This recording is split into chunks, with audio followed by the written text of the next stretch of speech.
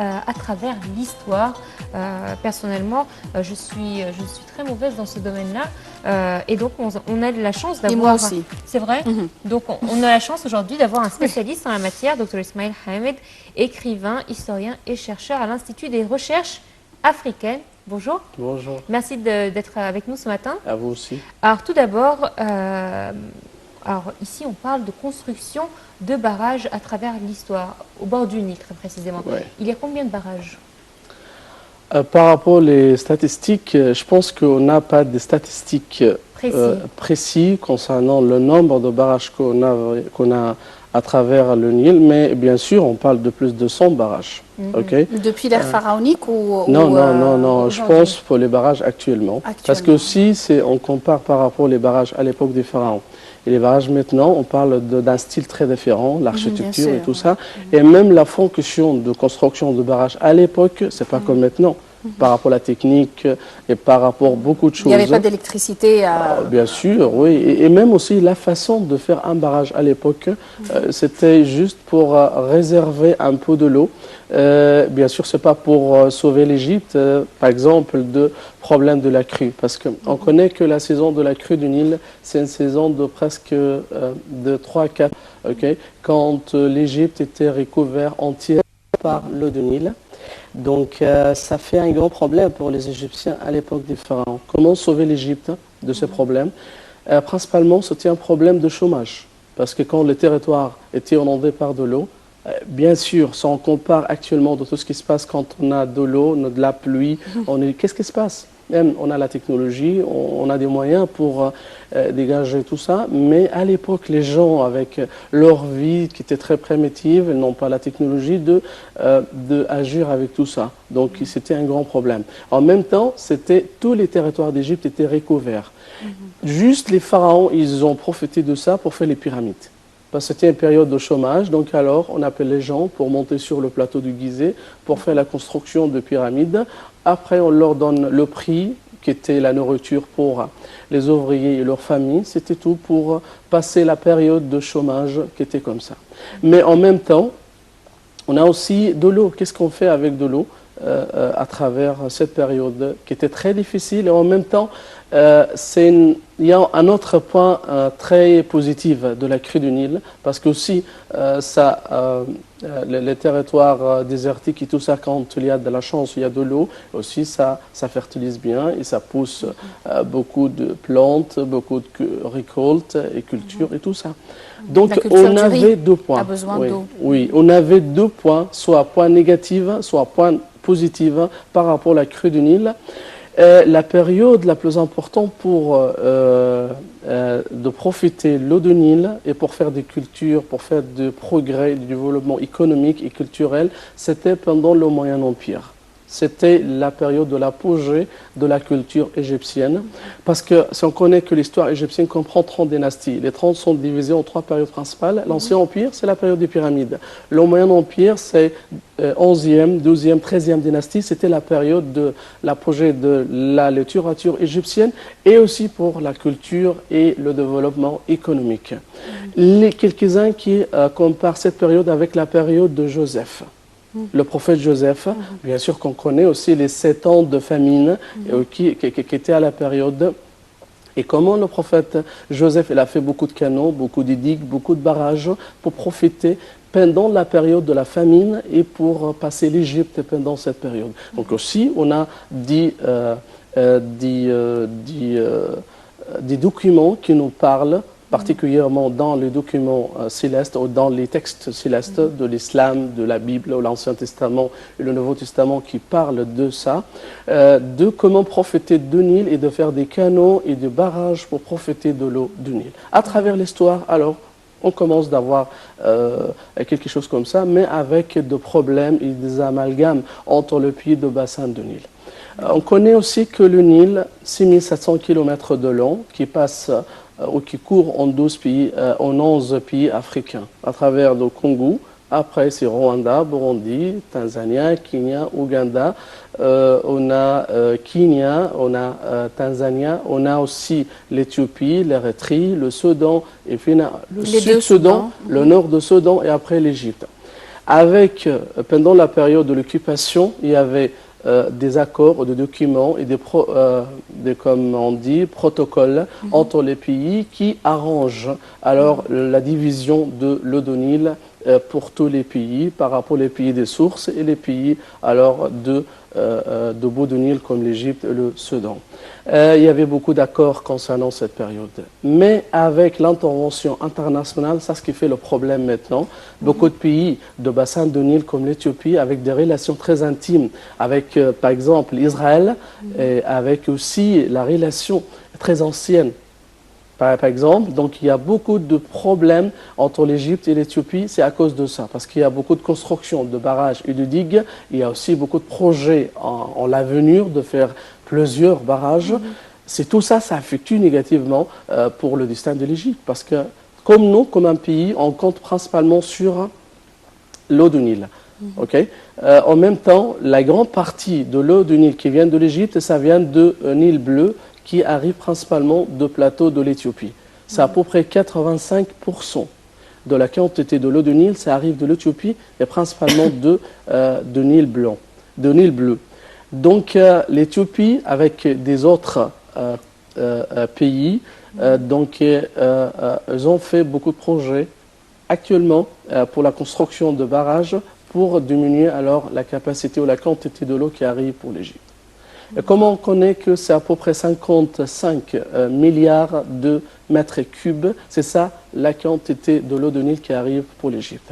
Par rapport à la construction de barrages de l'Éthiopie et de tout ça, on parle d'une catastrophe qui arrive pour l'Égypte dans les années prochaines.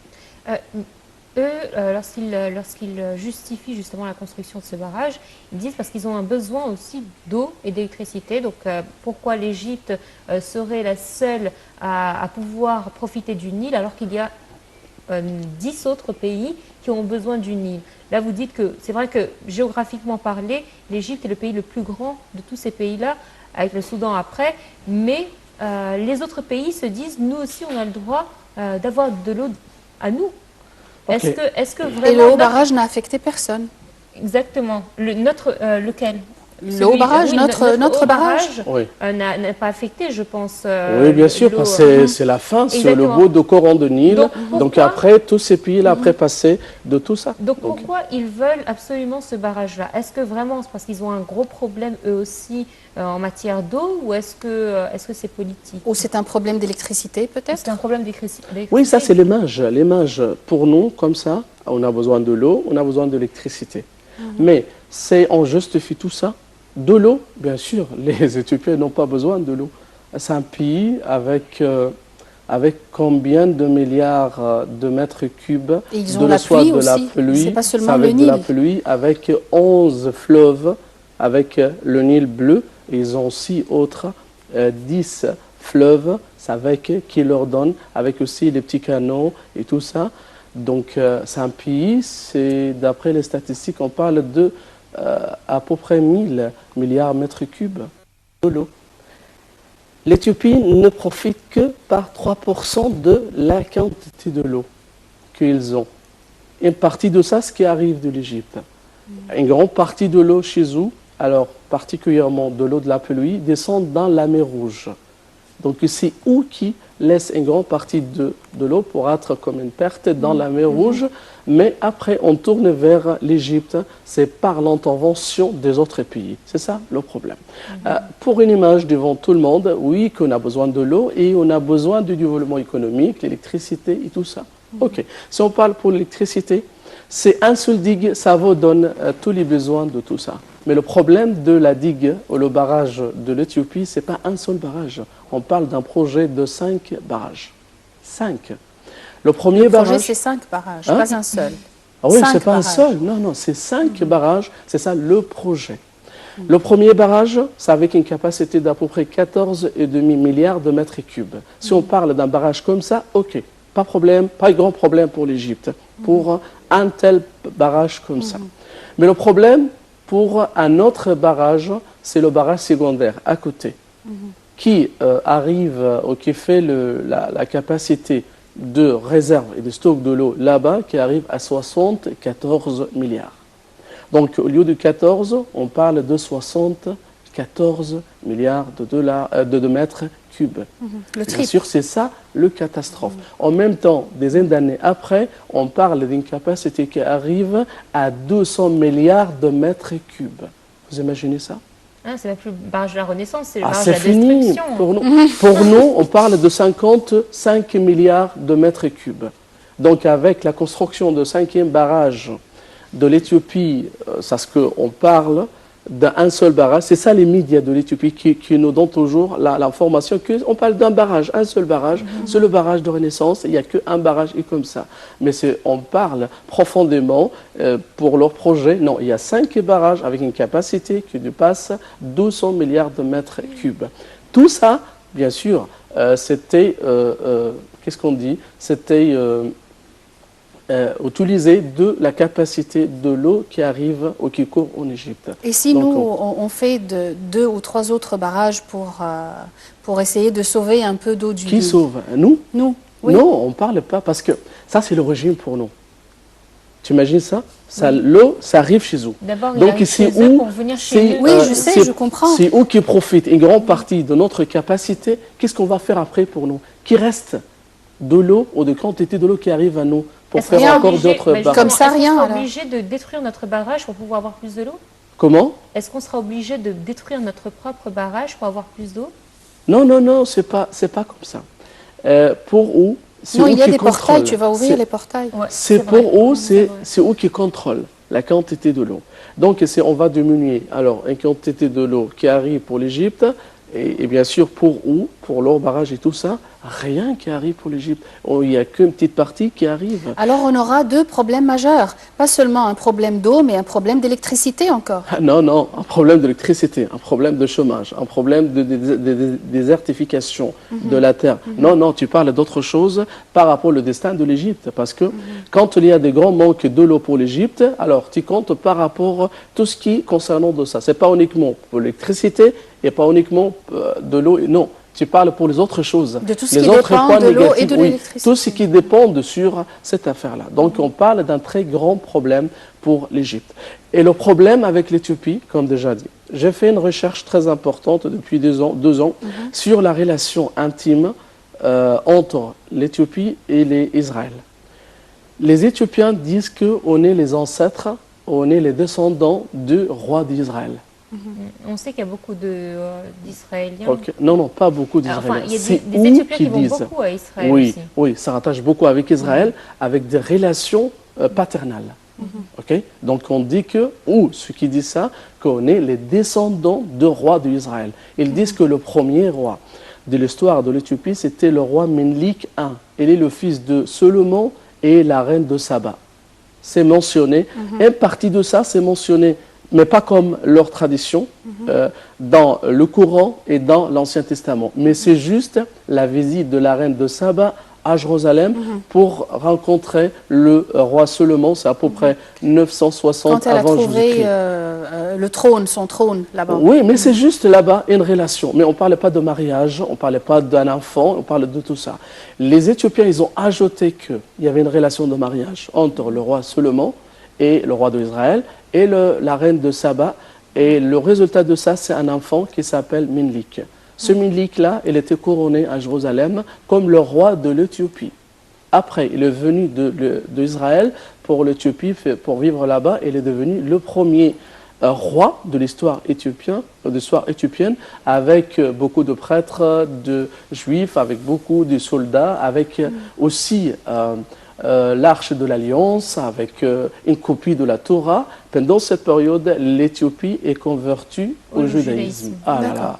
Donc on parle d'une chose très dangereuse pour nous.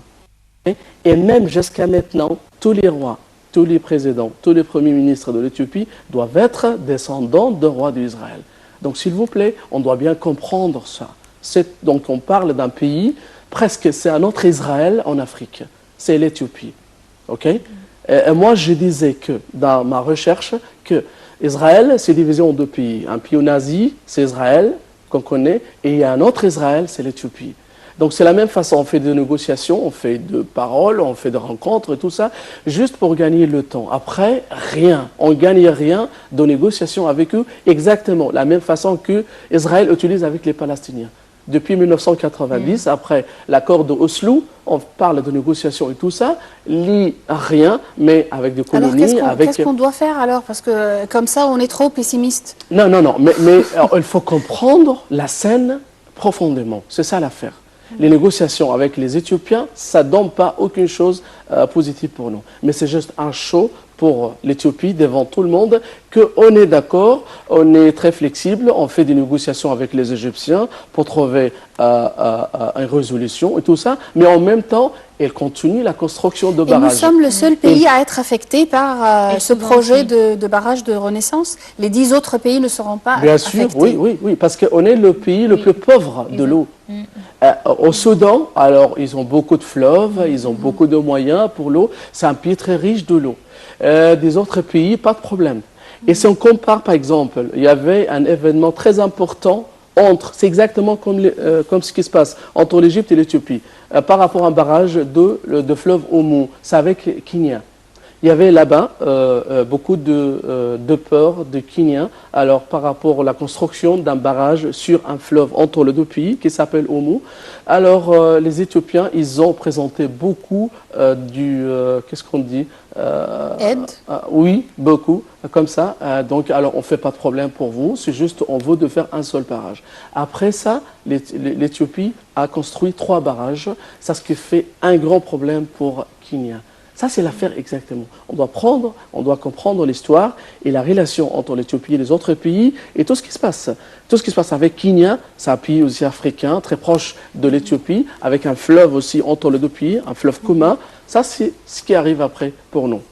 Si on parle pour une solution, il y a ceux qui parlent de faire un contact entre le fleuve de Congo avec le fleuve de Nil et tout ça. Il y a une recherche très récente qui fait ça. C'est impossible de faire ça parce qu'on parle de plusieurs pays. Parce qu'on n'a pas de frontière directe entre nous avec Congo. Il y a le Soudan, il y a le Sud-Soudan, après on a le Congo. Alors, donc, il est temps de chercher d'autres sources pour l'eau que le Nil. Et c'est pas que le Nil, mais il y a aussi une recherche récente qui parle. On peut profiter de l'eau perdue au Sud-Soudan. Le Sud-Soudan, pour nous, ça devient comme une solution très importante. Le pays de Sud-Soudan, parce qu'il y a une grande partie de l'eau du Nil qui arrive soit de Nil bleu et de Nil blanc, qui était perdue dans là-bas les forêts, dans les endroits comme qui ça. Sad, c'est la zone là-bas au sud de Soudan. Donc on peut faire des barrages, plusieurs barrages, dans les endroits avant le du Nil qui va là-bas dans les forêts. Des barrages et des réservoirs. Oui, c'est ça. On peut profiter d'une grande quantité de l'eau qui nous aide après. C'est peut-être une des solutions très importantes après. En tout cas, j'espère qu'il y en a qui vous écoutent et qui vous regardent pour voir justement. Je pense qu'ils sont au courant, mais que des négociations doivent être faites. En tout cas, Dr Ismail, merci d'avoir été des nôtres ce matin. Merci. Je sais que Yara et moi, en tout cas, on va ressortir de cette émission avec un petit peu plus de connaissances concernant déjà l'histoire des constructions des barrages. Merci à vous. Merci à vous. Merci Noha, merci mesdames et messieurs, et à la prochaine.